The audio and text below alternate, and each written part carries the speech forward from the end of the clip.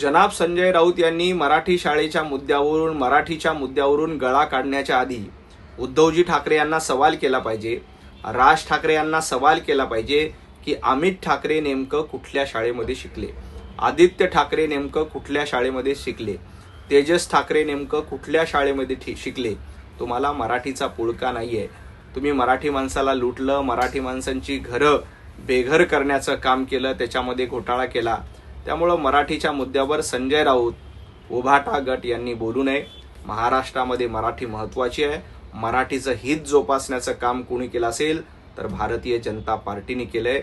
तुमच्यासारखा दुटप्पीपणा, नौटंकीबाजपणा तुम्हीच करू शकता, इतर कुठलाही पक्ष करणार नाही. कुंभमेळा, राम मंदिर या हिंदूंच्या आस्थेवर तुम्ही घात करताय. परंतु संजय राऊत लक्षात घ्या, राहुल गांधींच्या सांगण्यावरून हिंदूंची बदनामी करण्याची सुपारी तुम्हाला दिलेली असली तरी इथला हिंदू सजग आहे.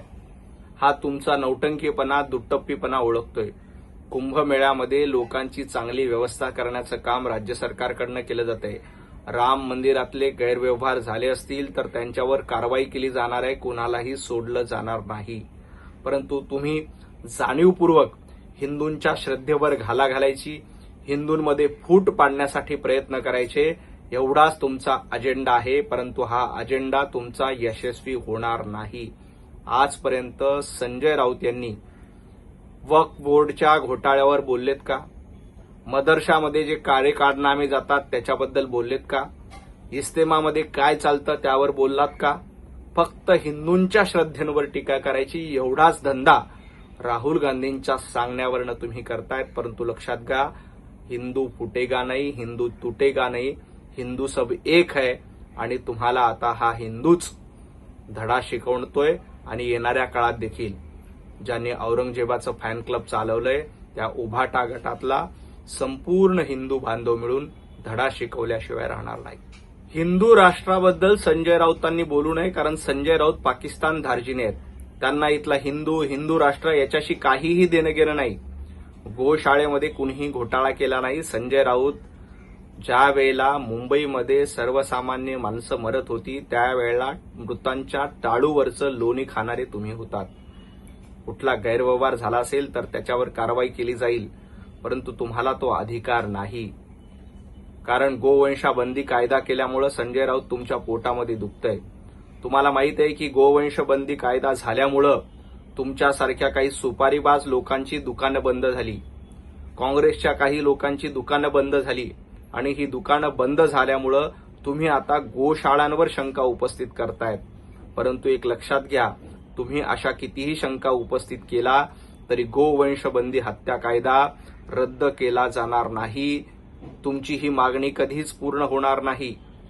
तुम्ही सातत्यानं हिंदू राष्ट्र, गोशाळा, गोवंश यांच्यावर शंका घेऊन इथल्या व्यवस्थेवर प्रश्नचिन्ह निर्माण करण्याचा प्रयत्न करतायत.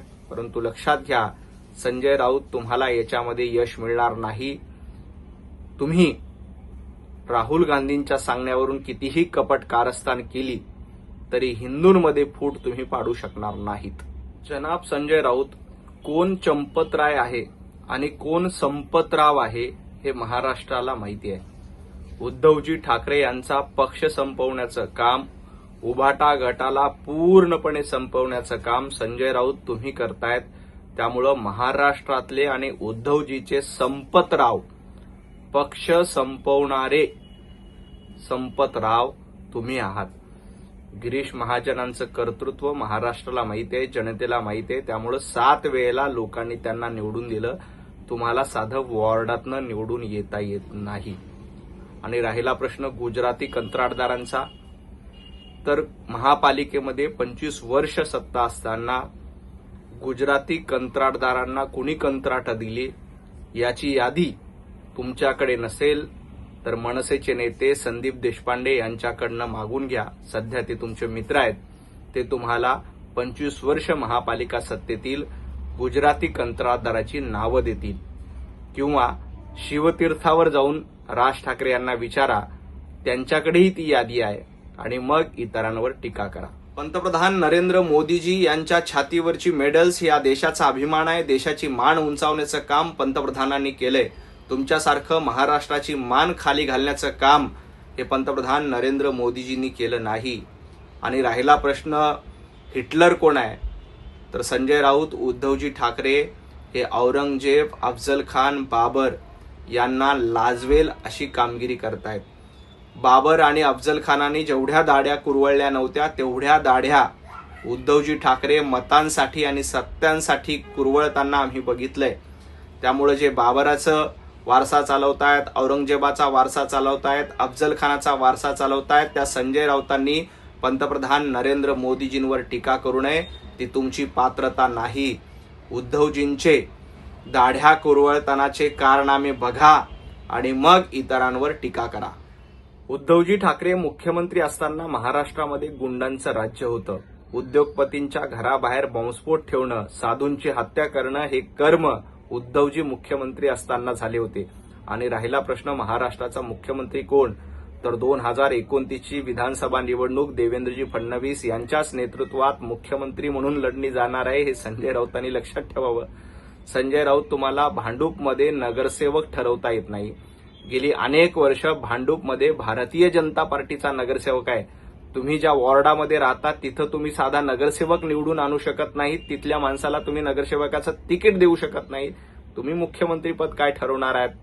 देवेंद्रजी फडणवीस यांचं सक्षम नेतृत्व आहे आणि त्यांच्याच नेतृत्वात 2029ची विधानसभा ही मुख्यमंत्री म्हणून लढू. 29 देखील देवाभाऊंच्या नेतृत्वात आम्ही जिंकू.